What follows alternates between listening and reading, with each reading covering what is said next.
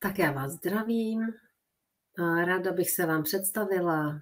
Jsem Jana Heidenreichová. Mám projekt, který se jmenuje Z větrné hůrky a vítám vás zde. Takže čím já se zabývám, nebo jak jsem se k tomu dostala?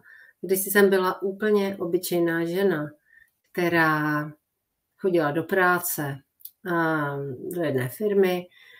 Ráno jsem vstávala, vyvenčila jsem psy, potom jsem šla do práce, večer jsem přišla, zase jsem vyvenčila psy a každý večer jsem byla zbytá, nešťastná, nespokojená.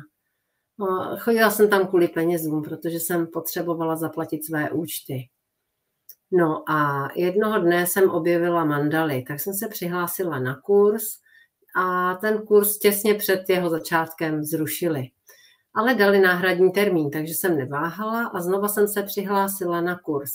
Ten opět zrušili. Pak jsem našla jiný kurz a ten se také nekonal. Takže jsem si řekla, že se mandaly naučím sama, protože mě ty kruhové kresby velmi přitahovaly, byly pro mě úplně magnetické. No, takže jsem našla nějaké návody někde na internetu a začala jsem to sama zkoušet. A každý večer nebo velice často jsem kreslila takové malé mandalky a nejdřív se nic nedělo, ale postupem času jsem zjistila, že u toho cítím různé věci, že mě napadají různé myšlenky, takže jsem si to třeba zapisovala a zjistila jsem, že třeba kreslím mandalu ochranou, protože tehdy jsem měla potíže se svou mámou, kterou jsem si pouštěla takzvaně moc k tělu. To znamená, že ona se vlastně vyžadovala, abych ji volala každý den, chtěla, abych ji jezdila navštěvovat a já jsem mně to přišlo moc, ale neuměla jsem jí říct ne a neuměla jsem jí říct, že to takhle nebude. Takže jsem se při jedné mandale přistihla, že kreslím obrannou mandalu proti své mámě. Tak to bylo velmi zajímavé. A postupně jsem kreslila další mandaly, kde zase naopak se ten vztah čistil s tou mojí mámou, takže jsem se potom cítila o hodně líp. A ty mandaly jsem se naučila kreslit složitější a složitější a postupně jsem zkoušela i mandaly pro lidi podle datumu narození a fotky. A vždy, když jsem takhle někomu kreslila, tak jsem zjistila, že přichází takzvaná poselství. Věci, které ty lidi potřebují vědět, nějaké energie, které tam potřebují vložit, chodily barvy, které tam mají být v té mandale. Takže jsem se takhle dostala ke kreslení mandál a musím říct, že mandaly mi velmi změnily život, že jsem se cítila o hodně líp, už jsem v práci nebyla tak nervózní, už jsem věděla, že práce je jenom dočasná, že moje cesta půjde jinudy. A kreslila jsem mandaly vlastně převážně do šuplíku a jednou v práci jsem mi ukazovala kamarádce, kolegyni a ona mi říká, ty jsou tak nádherné, mají úplně skvělou energii jemnou a ty barvy a všechno. Tak říkala, že v knihovně by bylo možné udělat výstavu, že se mi zeptá. No a potom a to byla knihovna v Milovicích a já jsem tehdy bydlela v Brandýse nad Labem. No a ona pak z té práce odešla a já jsem knihovnu nekontaktovala, pořád jsem pokračovala v tom kreslení a se svým mužem jsme se do Milovic přestěhovali. To byla vlastně taková, jak se říká, náhoda.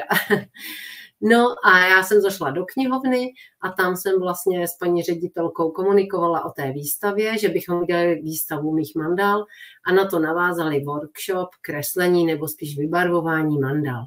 Paní ředitelka v knihovně byla nadšená, takže jsme uspořádali tu výstavu a i ten workshop tvoření mandal. A zde se pro mě otevřela další cesta, protože jednou z účastnic byla jedna paní, která se vlastně zabývala kineziologií One Brain. A ona o tom povídala po tom workshopu a tak jsme si o tom povídali a já jsem tehdy měla problémy se psama, protože se prali, takže jsem chtěla řešit pejsky. Takže jsem k ní šla na kineziologii a ona odblokovávala a já jsem vlastně při té kineziologii zjistila, že bych potřebovala odblokovat nejen pejsky, ale hlavně sebe. Takže jsem párkrát ještě za ní šla, dělali jsme odblokování, Já jsem opět cítila velikou úlevu, řešila jsem tam opět vztah se svou mámou, takže zase obrovská úleva a já jsem se tehdy rozhodla, že půjdu cestou, že se vlastně tu kineziologii naučím, protože mě ta metoda okouzlila. A to byla vlastně cesta, na kterou jsem se dala a na které jsem teď stále. Takže kineziologii už mám dostudovanou, mandaly kreslím stále a akorát vlastně kreslíme nejen pastelkami jako dřív na začátku, ale dělám i zentanglové mandaly, barvuji fixama, dělám je na hedvábí, jako hedvábné vitráže.